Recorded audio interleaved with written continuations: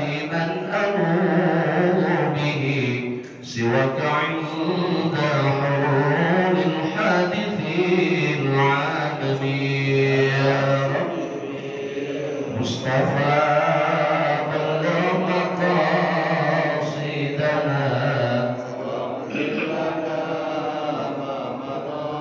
يا واسع الكرم ولن يضيق رسول الله جاهك به إذ الكريم تجلى بإثم منتقم يا رب مصطفى بلغ مقاصدنا واغفر لنا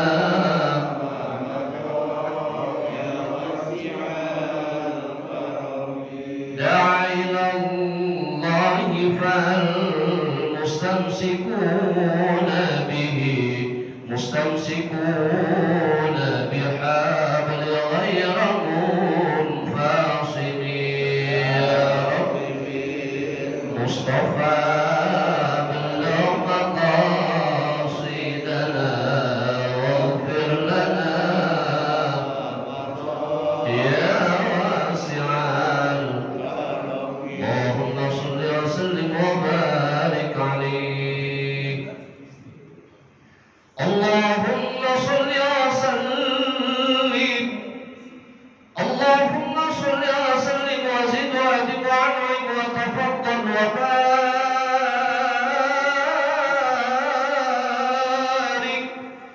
بجلالك وكمالك على سيد عبادك وأشرف عبادك أسعد العرب والعجم وإمام طيبة والحرم وترجمان بلسان الكدم ومنبع العلم والحلم والحكمة والحكم أبي القاسم سيدنا وحبيبنا وشفيعنا ومولانا محمد صلى الله عليه وآله عليهم أجمعين صلى الله عليه وعلى آله وصحبه وبارك وسلم والحمد لله رب العالمين. السلام عليكم ورحمة الله وبركاته. الحمد لله حق حمده والصلاة والسلام على رسول الله وعلى آله وأصحابه.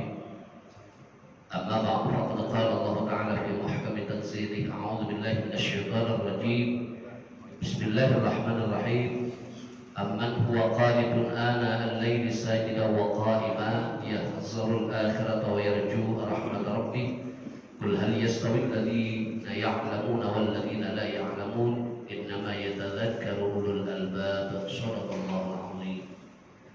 Segenap hadirin hadirat jamaah sidang salat subuh Masjid Jami As-Salam yang dimuliakan Allah Subhanahu wa taala, wabil khusus pengurus DKM beserta staf dan jajarannya, para alim ulama, tokoh masyarakat yang kami muliakan. Puji syukur alhamdulillah kita panjatkan kehadirat Allah atas izinnya pagi ini kita dapat berkumpul bersama selain menunaikan kewajiban dan kebutuhan kita sebagai hamba Allah, kita juga ingin menambah beberapa wawasan dalam pengetahuan agama kita. Mudah-mudahan hadirnya kita selalu Allah memberikan keberkahan, keridhaan dan rahmat buat kita semua.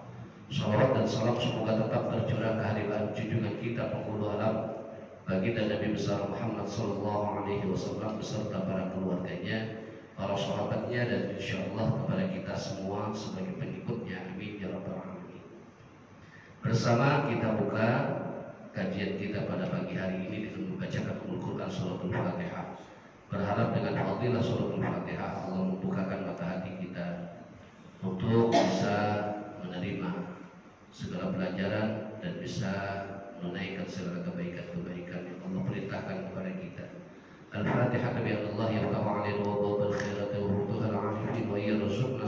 والسلام والعافية والبركة إلى حضرة النبي المصطفى رسول الله صلى الله عليه وآله وسلم.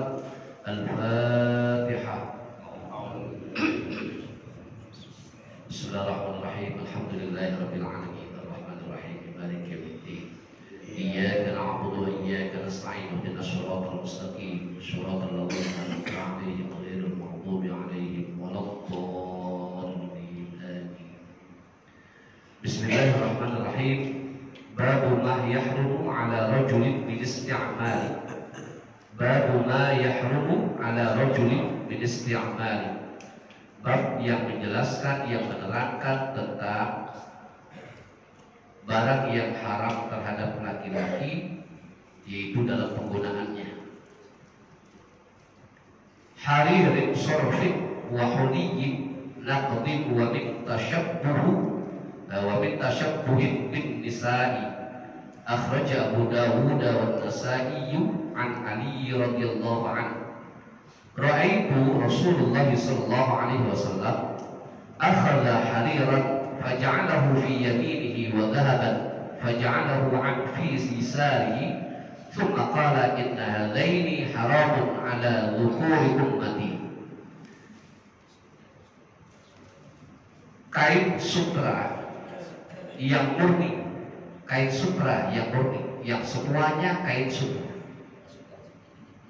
ya, dan memakai perhiasan emas dan meniru-niru pada perilaku perempuan.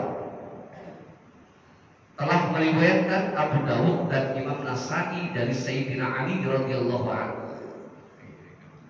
Beliau berkata, saya pernah melihat Rasulullah sallallahu alaihi wasallam itu mengambil atau memegang kain sutra, lalu beliau memegangnya di tangan kanannya, dan emas lalu beliau memegang di tangan kirinya. Tsumma qala inna hadaini haramun ala dhukuri ummati. Kemudian Rasulullah bersabda, sesungguhnya dua ini, ya, barang ini, sutra maupun emas, adalah haram terhadap orang laki-laki dari umatku. Ya, jadi orang laki-laki kalau mau pakai baju kain yang berbahan sutra tidak boleh murni 100%. Ustaz, kalau 50% bagaimana? Boleh. Ya, yang terpenting tidak boleh 100%. Lalu bagaimana kalau emas? Tidak boleh. Laki-laki bukan tempatnya untuk berhias. Makanya kalau dalam masalah yang suka terjadi di tengah-tengah masyarakat kita, pelaksanaan akad nikah, pelaksanaan khitbah, peminangan itu, nah kita harus mengerti itu. Ya, bagaimana caranya? Memang kalau menikah maharnya itu yang paling afdal itu emas, jangan yang lain. Ya, nggak ada syariatnya itu peralatan alat sholat, nggak ada syariatnya itu dengan uang dengan jumlah yang macam-macam. Kalau anak sekarang kan ya, anak Gen Z, kalau bahasanya mas kawin itu selain pakai emas itu ada jumlah uang yang dipajang di satu etalase gitu, maksudnya list gitu. Nggak perlu, cukup emas saja karena afdalnya emas. Tapi di saat itu kalau memang dia pakai mahar emas itu dengan 2 buah cincin, maka kedua-duanya itu bukan untuk perempuan dan untuk laki, bukan untuk laki, tapi untuk perempuan semuanya.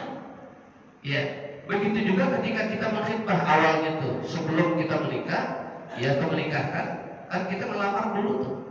Melamar tanya sama anak, pakai apa? Pakai emas Pak, boleh. Tapi catatannya, kalau sudah kamu berikan kepada sang perempuan pilihanmu itu, semuanya untuk dia, kamu tidak boleh pakai. Ya, sampai perak saja tidak boleh. Kalau penjelasannya perak. Jadi kalau mau kita pakai, kalau kita mau ngelamar pakai emas ya sudah, buat perempuannya saja. Kita nggak boleh. Kadang-kadang ada tukar cincin tuh ya, yang begitu. Belum menikah baru pinangan sudah tukar cincin. Nah itu nggak boleh. Apalagi kalau sekiranya yang tukar cincin itu antara calon dengan calon. Yang menyerahkan itu orang tuanya saja. Iya. Kadang-kadang anak-anak sekarang kan kalau acara-acara begitu tuh. Ya kalau kita dulu pinangan, ya lamar, khitbah. Kalau anak sekarang bahasanya engagement. Engagement. Begitu dia pakai tuh seperti pelaminan kecil itu, di situ di foto-foto, dia tukar cincin itu. Yang perempuan pakainya laki, yang laki pakai perempuan, itu haram itu. Belum nikah sudah pegangan. Ya, satu sisi itu begitu. Nah terus penggunaan emasnya, kalau saya pakai emas atau perak tidak boleh.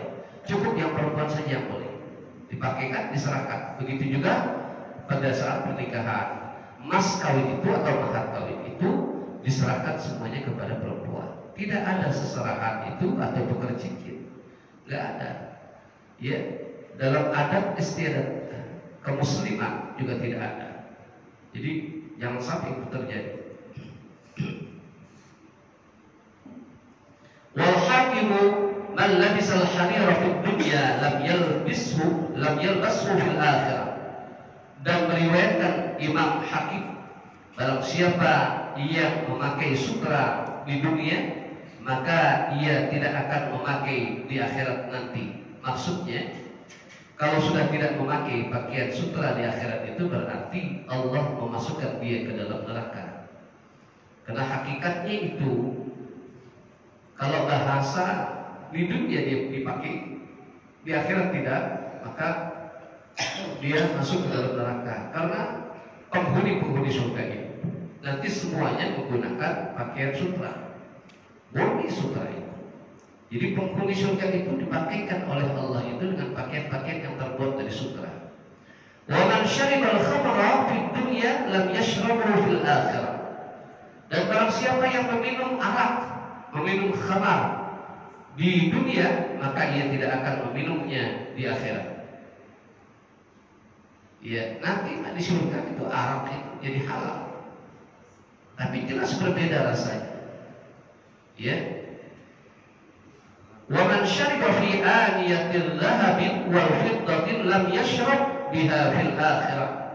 Dan barang siapa yang meminum pada bejana-bejana yang terbuat dari emas, tempat-tempat gelas-gelas yang terbuat dari emas, ya, ataupun perak, itu, lam yashrab biha fil akhirah, maka ia tidak akan pernah meminum dengan bejana emas dan perak itu nanti di akhirat.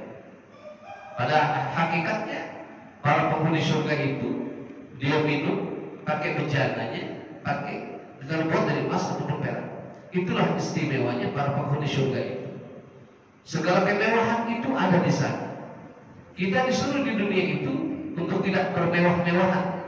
Alhaakumut takatsur hatta zurtumul maqabir. Jangan kita bermewah-mewahan. Kenapa? Bukan tempatnya. Kita mencari kemewahan itu pertama itu dengan ibadah. Mengumpulkan bekal kita dengan ibadah itu supaya nanti kita bisa hidup mewah. Di mana hidup mewah yang hakikinya nanti di surganya Allah Subhanahu wa taala. Begitu. Kita terkecoh dengan kehidupan dunia yang sementara. Ya, indah, nikmat kelihatannya. Ya, contoh aja, kalau orang kaya, ya, duit banyak, istri cantik, anak soleh-soleha, rumah hebat, ya, mobil mewah, kira-kira enak apa kagak? Enak gitu. Tapi kalau seandainya Allah kasih kenikmatan itu sebagai cobaan buat kita, yang pada akhirnya nanti melupakan kita untuk ibadah kepada Allah, berarti kita mencari kesengsaraan justru nanti di akhirat kelak. Makanya kalau orang-orang yang istiqomah dalam ibadahnya itu, ya dia tetap rajin ke masjid, dia tetap rajin ibadah tanpa peduli, tidak ada perhitungan-perhitungan, dia tidak memiliki konsekuensi kepada Allah. Artinya konsekuensi apa? Ya Allah, saya ibadah, kau balas aku ibadahku. Enggak. Justru orang-orang seperti itu dia cuma berharap satu, ridha Allah, atau dia berharap satu, rahmatnya Allah. Begitu orang mencari ikhtiar dalam kebahagiaan. Ya. Tsumma qala libasu ahlil jannati ayyul harir. Kemudian beliau bersabda, ini saya sampaikan banyak referensi hadis ya, yang menjelaskan tentang masalah penggunaan emas dan pakaian sutra itu, supaya lebih meyakinkan bahwa dalilnya banyak. Ya. Tsumma qala libasu ahlil jannati ayyul harir. Kemudian beliau bersabda, pakaian ahli surga ialah kain sutra. Wa syarabu ahli jannati ayil khamar, dan minumnya ahli surga itu ialah arak, khamar. Iya, kalau sekarang kan nggak boleh. Ya, memabukkan nggak boleh. Gitu. Terus Ustaz, nanti di sana teler dong orang di surga? Ya enggak, di sana tidak. Wa aniyatu ahli jannati ay aniyatu naqdi, dan mereka meminum dengan tempat-tempat atau makan dengan tempat-tempat yang terbuat dari emas. Ya. Dan bejana-bejana ahli surga itu ialah bejana-bejana yang terbuat dari emas. Wasyaikhani, dan meriwayatkan asy-syaikhan itu dua perawi hadis yang ternama, yaitu Imam Bukhari dan Imam Muslim. La talbasul harira fa innahu man labisahu fid dunya lam yalbashu fil akhirah. Dan meriwayatkan syaikhan, yaitu Imam Bukhari dan Imam Muslim, janganlah kalian memakai kain sutra, karena sesungguhnya siapa yang memakai kain sutra di dunia, maka ia tidak akan pernah memakai sutra itu di akhirat nanti.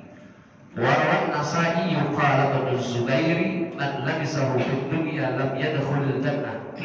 Dan meriwayatkan Imam Nasa'i berkata, Ibnu Zubair, barang siapa yang memakai kain sutra di dunia, maka ia tidak akan masuk surga.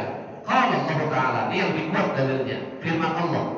Qala Allah Ta'ala, wa libasuhum fiha harir, dan pakaian mereka di surga ialah sutra. Jadi jangan dipakai di dunia. Wa Ahmad wa Syaikhani wa Abu Dawud wa Nasa'i wa Ibnu Majah an Umar radhiyallahu anhu, dan meriwayatkan Imam Ahmad dan juga Imam Bukhari serta Imam Muslim, Abu Dawud, Imam Nasa'i dan Ibnu Majah dari Sayyidina Umar radhiyallahu anhu, innama yalbasul harira fid dunya man la khalaqa lahu fil akhirah. Sesungguhnya yang memakai kain sutra di dunia hanyalah orang yang tidak ada bagian bagi kehidupan akhirat nanti. Itu.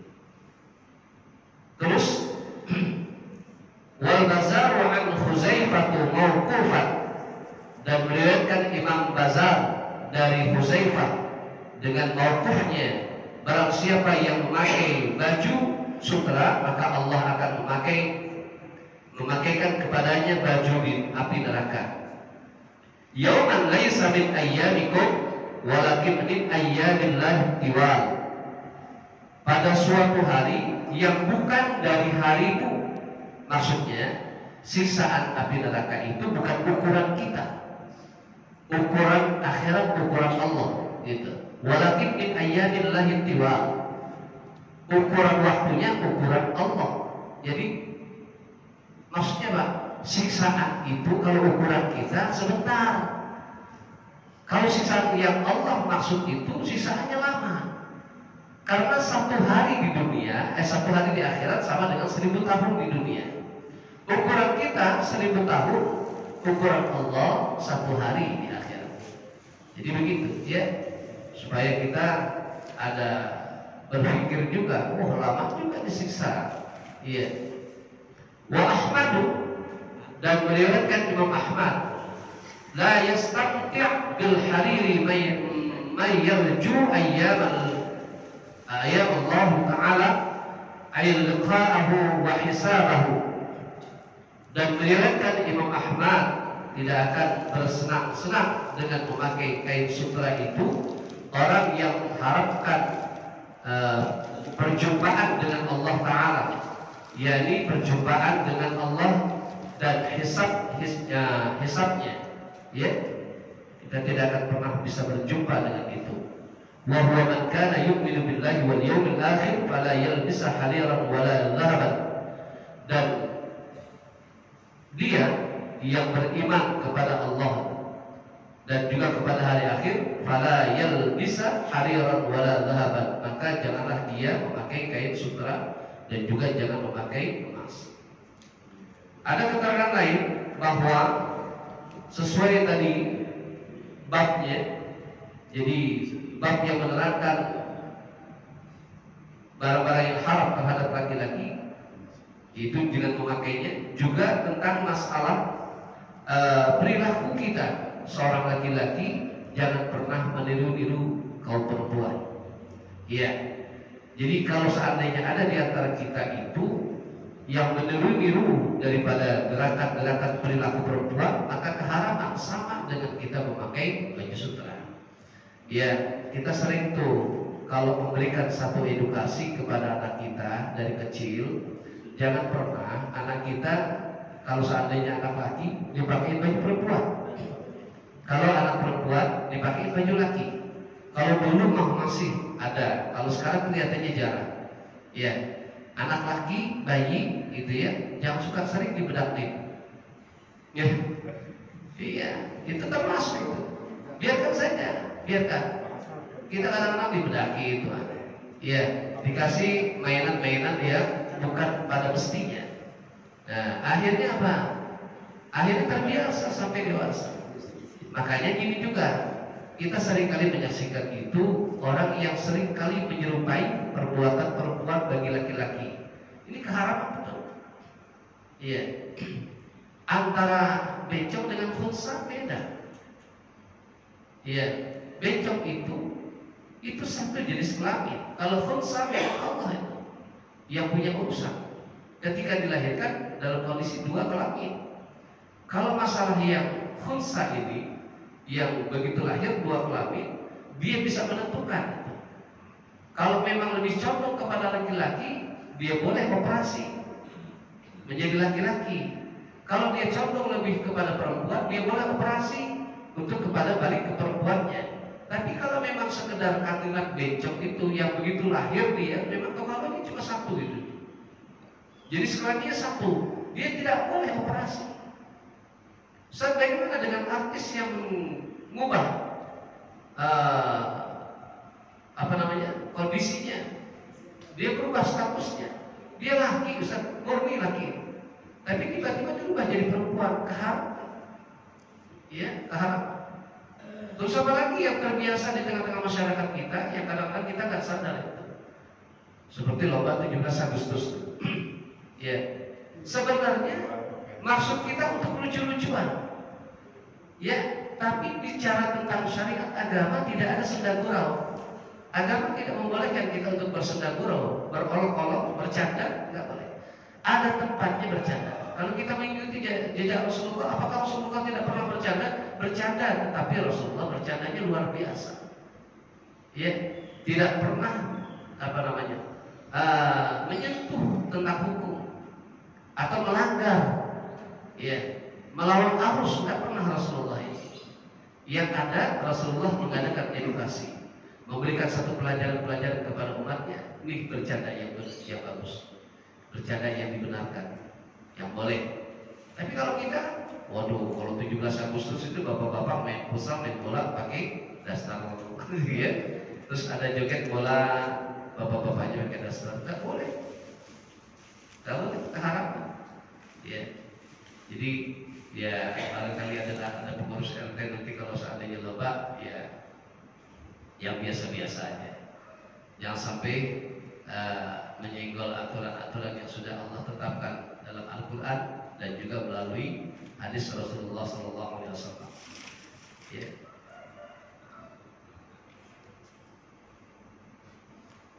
Wal Bukhari, dan meriwayatkan Imam Bukhari, la'ana Rasulullah sallallahu alaihi wasallam al-mukhnithina minar rijali wal mutarajjilati minan nisa. Ini dia.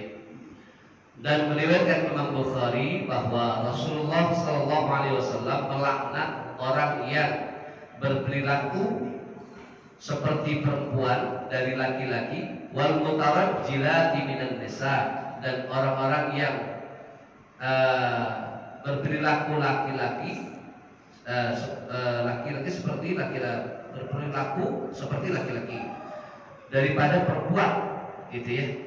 Artinya yang laki-laki berperilaku seperti perempuan, yang perempuan berperilaku seperti laki-laki. Wal awwalu jam'u muhnathin bi fathhin nuni wa kasriha wa huwa man fihil inkhinafu ayat takatsuru wa tasanni kama taf'aluhun nisa. Dan dia itu ialah orang yang ada padanya bertingkah laku seperti perempuan, yakni lemah lembut, gemulai, tulang lunak. Orang sebutnya bilang begitu, tulang lunak, gemulai. Ya, jalannya seperti perempuan. Kalau lagi jalan, ya kita suka ngeledekin gitu. Ya, suka ngeledekin kita. Kayak buat lo gitu jarinya situ ya. Ya. Jadi yang begitu itu keharam. Gawat. Kalau laki-laki berlenggak-lenggok bukan pada tempatnya. Tapi kalau perempuan boleh. Sebaliknya perempuan tidak boleh seperti laki-laki, terutama juga dalam masalah penggunaan pakaian. Kalau perempuan pakai Levi's, nah ini jadi masalah. Ya, Levi's. Hati-hati, itu kan laki-laki punya. Perempuan kodratnya pakai rok. Makanya coba dilihat pesantren yang benar itu, nggak pernah diizinkan santriwatinya itu pakai celana, walaupun celana bahan. Nggak boleh, keras. Ya, kalau mau dipakai buat dalaman. Nah, kita harusnya mendidik anak perempuan kita itu begitu. Diupayakan pakai rok, tapi pakai dalamannya celana. Legging dipakai buat dalaman. Jangan legging dipakai buat luaran. Ya repot urusan. Apalagi hilang semua. Iya, Ustaz ngelihat, masya Allah, kagak dilihat saya. Iya dilihat, apalagi hilang. Iya begitu. Jadi, iya, hati-hati itu. Iya ini lemah gemulai.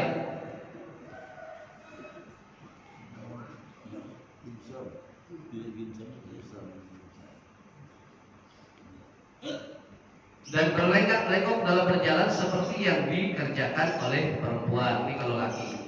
Wa illam yaf'alul fahishatal kubra, dan meskipun ia tidak pernah mengerjakan kejahatan yang besar. Biasanya memang kalau orang laki-laki yang lemah lembut itu, yang seperti perempuan-perempuanan, jarang dia berbuat jahat. Dia baik aja sama orang, gitu ya. Kalau kita lihat tuh, kayak bencong baik sama orang, kalau kita baikin, coba-coba kita singgung gitu ya, kita ngatain, kita hina dia, habis kita dikejar-kejar. Iya, hati-hati. Cuma begini, saya pernah mendapati itu banyak. Di setiap saya ada acara di tempat-tempat orang yang berada itu, ada itu. Dulu pernah ada peresmian production house, rumah production house. Itu saya disuruh untuk baca doa. Itu isinya yang begitu juga. Kalau perempuannya nakal, kalau lakinya sakit. Jadi mulai betul. Kalau bicara sopan santun, sopannya luar biasa. Assalamualaikum Pak Ustaz, apa kabar? Baik. Sebentar Pak Ustaz ya. Itu laki-laki. Dari bicaranya ke mulai lemah lembut, gelakannya lenggak-lenggoknya, aduh ya Allah. Jadi ya, yang begitu. Dan masya Allah, ternyata ada dulu pernah saya punya teman itu. Awalnya biasa laki-laki tulen, tapi karena dia bergaul orang begitu cepat menular, ternyata itu penyakit yang cepat menular. 6 bulan saja, terus tahun 2 tahun kita bisa tertular kalau kita bergaul dengan orang-orang begitu. Nah makanya di dunia keartisan, di dunia entertain itu banyak orang-orang yang begitu. Kalau mereka sadar, mereka ngaji, ya ikut-ikut kajian begitu, mereka akan ngeri, mereka akan takut. Lebih-lebih kalau mau maaf, betul mau maaf. Kalau ada penceramah, ada ustadz itu yang gemulai, ini jadi sorotan. Anehnya ada ustadz yang gemulai, ada ustadz yang seperti perempuan, itu dipakai terus. Bukan saya ngiri hati, tidak, tetapi kita menjadikan satu contoh. Nah kalau orang lagi mencontohkan keharaman itu, lalu kita dengarkan itu, kita lihat, kita ambil contohnya, repot. Walaupun kalimatnya unzur ma qala wa la tansur ma qala. Perhatikan apa yang dibicarakan, jangan melihat orang yang berbicara. Betul. Tapi kan kita menjadi satu seperti kita merestui orang-orang seperti itu. Iya. Kita dengerin omongannya, kita pakai omongannya kebaikan itu. Jangankan dari orang-orang yang lemah gemulai begitu, anak kecil aja berbuat baik terus kemudian berkata-kata penuh nasihat, kita perlu untuk lakukan itu. Iya. Cuma permasalahannya di situ ada pembiaran kita. Kalau ada ustaz-ustaz atau penceramah yang gemulai, ada berapa tahun lalu itu, jadi saya nggak sebut dia, berapa tahun yang lalu ada diundang itu TNA. Waktu itu disut dengan siaran televisi TVRI. Saya kebetulan diminta untuk menjadi qori. Ya, saya 2 kali di TVRI itu diminta untuk membaca Al-Quran. Cuma siapa yang mau nonton sebelum subuh ditayangin. Saya bilang iya dah kalau begitu nggak apa-apa. Emang saya kawan-kawan saya nggak pernah boleh masuk televisi. Ya, karena guru saya mu'alim Al-Mawfurlah Kiai Muhammad Syafi'i Azami itu tidak memperbolehkan murid-muridnya dan santri-santrinya untuk ikut dalam dunia entertain seperti televisi. Saya, Kiai Sofwan Nizami Al-Marhum, Kiai Haji Bunyamin Al-Marhum, Kiai Haji Syaifuddin Amsir, itu orang-orang alim. Saya murid-murid paling bawah. Mereka ditawarkan untuk masuk televisi itu, mereka nggak mau. Dunia entertain itu bahaya. Saya sendiri selepas khutbah di Masjid Repolong Indah pernah ditawarkan. Siapa yang menawarkan saya? Komisarisnya langsung, Pak Hadi Ishaq. Diminta, Ustaz, ini kartu nama saya, tolong sore nanti telepon biar masuk nanti di Transmedia. Transmedia itu Trans TV. Saya nggak telepon. Kenapa? Saya dilarang sama guru dan orang tua saya. Karena bahaya kalau masuk televisi itu. Kita ngomong gak sembarang. Kalau kita bicara salah omongan kita, perilaku kita gak sesuai, sorotan itu berapa pasang mata, ya berapa juta pasang mata itu yang menyaksikan kita. Itu saja. Seorang penceramah yang dari kalangan perempuan itu pernah banyak dikritik oleh ulama kita. Dulu pernah ya, seorang perempuan yang tenang belum lama di Pondok Jambi, belum lama. Dia bicara luar biasa, ketegasan, tapi ketegasan yang salah dalam hukum. Iya. Orang Islam itu aneh. Mati pakai Yasin, mau nikah Yasin, selamatan rumah Yasin, anak lahir Yasin, mau usaha sukses Yasin. Emang nggak ada ayat-ayat lain, nggak ada surah-surah lain yang dibaca. Begitu habis ngomong begitu, reaksi dari Majelis Ulama Indonesia dan ulama-ulama se-Indonesia bereaksi, ditegur televisi, sampaikan kepada ustazahnya itu jangan sembarangan ngomong. Iya deh, kita nggak bisa menjelaskan secara kita referensinya dari mana. Ya, kalau dia baca kitab tafsir Yasin malu dia. Kenapa malunya? Allah Subhanahu wa Ta'ala sebelum menciptakan langit dunia ini, ya, sebelum menciptakan dunia ini, Allah terlebih dahulu membaca surah Yasin dan surah Toha. Itu Allah saja membaca surah Yasin dan surah Toha. Memang ada kelebihan itu. Itu yang menjadi satu warid daripada ulama-ulama kita. Nah, kita ittiba ulama, mengikuti jejaknya ulama. Ulama juga nggak sembarangan kan? Dia berkiblat kepada sahabat, sahabat berkiblat kepada Rasulullah SAW.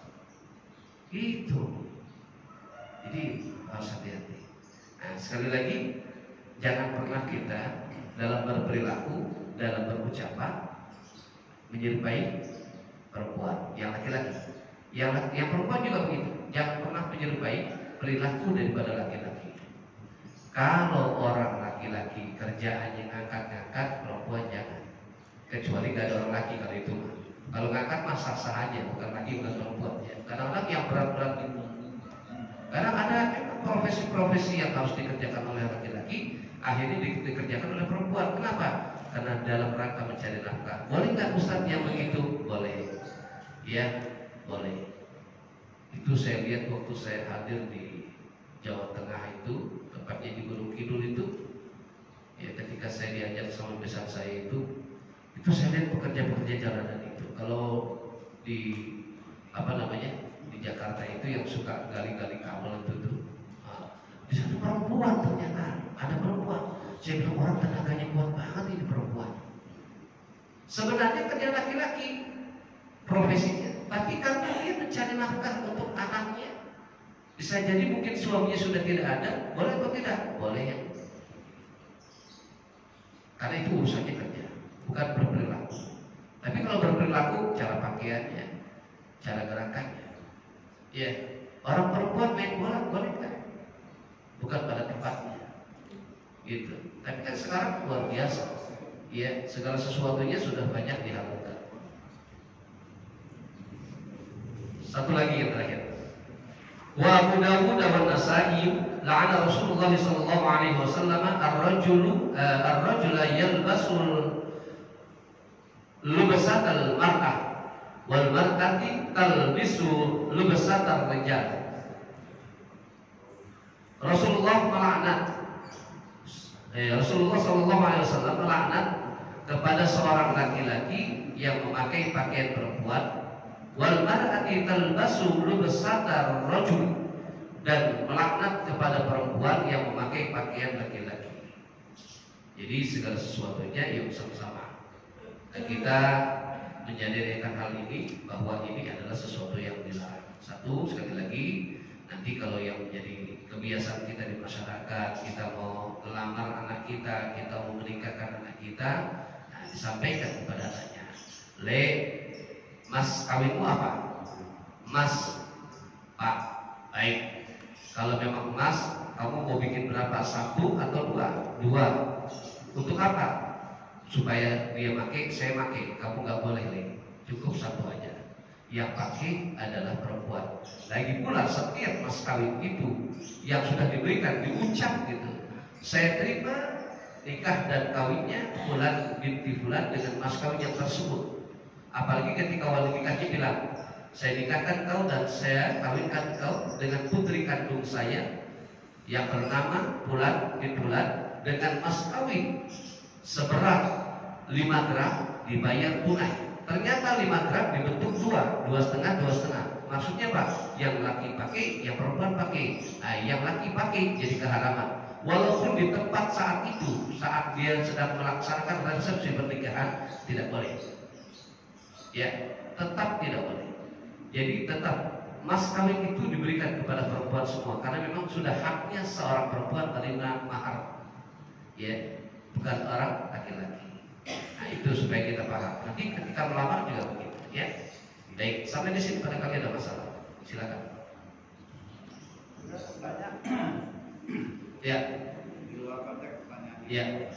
Masalah kalau ukuran sholat di awal waktu itu, apakah ada ukuran menitnya? Contoh, kalau misalnya saya masuk, apakah termasuk awal waktu? Kalau misalnya masuk kategori awal waktu, masuk masih. Jadi yang namanya sholat awal waktu itu adalah ketika dia azan sudah di tempat, atau ketika azan berkumandang, setelah selesai azan berkumandang dia melaksanakan sholat langsung. Ya, orang masbuk itu masih tepat waktu, masih di awal waktu. Masbuk awal waktu ataupun akhir waktu perbedaannya adalah agak sedikit jauh. Kalau sekiranya zuhur jam 12 masuk waktu, maka jam 12 sampai jam 1 itu sudah awal waktu. Tapi kalau sudah lewat dari jam 1 itu sudah bukan awal waktu. Ya, sudah mutawassithah, jadi di pertengahan waktu. Kalau di akhir menjelang asar, itu sudah di akhir waktu. Iya. Orang yang sholatnya di akhir waktu itu memang berdosa. Iya. Tapi ketika orang itu dia sholat juga, lalu kemudian mohon ampun kepada Allah, langsung dimaafkan oleh Allah.